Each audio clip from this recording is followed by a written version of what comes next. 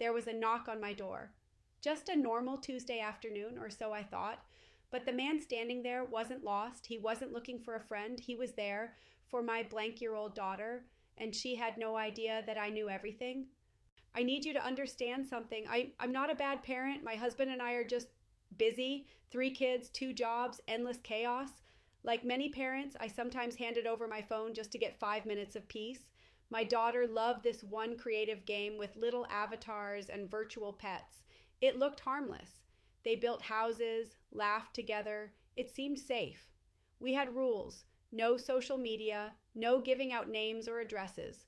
I checked her browsing history. I thought I was on top of it. What I didn't realize was that the danger wasn't on a website I could block. It was inside the game itself, hidden in the chat. It started small. She became protective of my phone. She'd hide the screen when I walked in. She was moody, distracted. Her grades slipped. The moment that shook me, I overheard her using a phrase, too adult, too flirtatious, while talking to a friend. When I asked, she said it was just a joke from the game. But her eyes gave her away. There was fear, and my gut screamed something was wrong. That night, after she went to bed, I opened the game and went down the rabbit hole.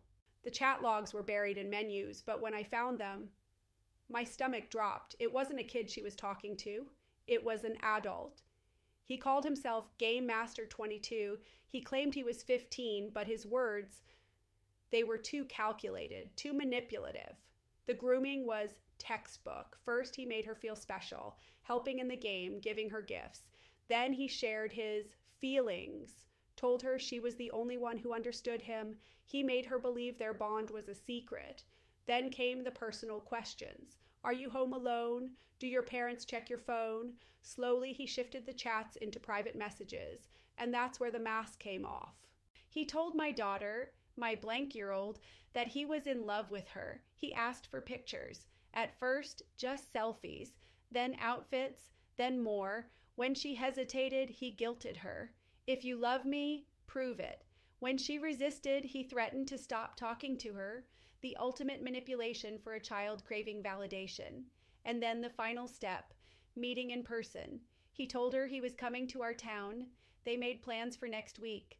But then I saw the last message. I can't wait. I'll be there tomorrow afternoon. Be ready when I knock. Tomorrow, that was today. And then I heard it, the knock at the door. My daughter was restless, pacing, glancing out windows. She knew he was coming. She thought I was at work, but I stayed home that day. I opened the door, and there he was. He didn't look like a monster, just a man in his late 50s, graying hair, polo shirt. He could have been anyone's dad. Hi, he stammered. Is Michael here? I looked him dead in the eyes. We don't have a Mike here. My daughter is 15, and you're not here for a friend. You're a predator. The color drained from his face. He tried to backpedal, but I already had my phone in my hand, dialing 911. I told him the cameras had his face, his car, his license plate. He panicked, ran to his car, and drove off, but the police already had everything they needed. The police came. I gave them screenshots, doorbell footage, everything. The hardest part was sitting with my daughter, showing her the man's picture and asking, "Is this who you were talking to?" She broke down. She admitted she thought he was a 15-year-old boy. He made her feel special. She was ashamed, scared, confused. I realized then she wasn't reckless. She was groomed, manipulated by someone who knew exactly how to prey on children. I'm telling you this story not for sympathy, but as a warning. Predators don't just lurk on shady websites. They're inside the games our kids love. In chat rooms, on consoles, on phones. Talk to your kids. Play the games with them. Know the apps. Use parental controls. Keep devices in common spaces. But most importantly, make sure they know they can come to you without fear if something feels wrong. The signs are there: secrecy, mood swings, obsession with a new online friend. Please don't ignore them, because if it could happen to my family, it could happen to yours.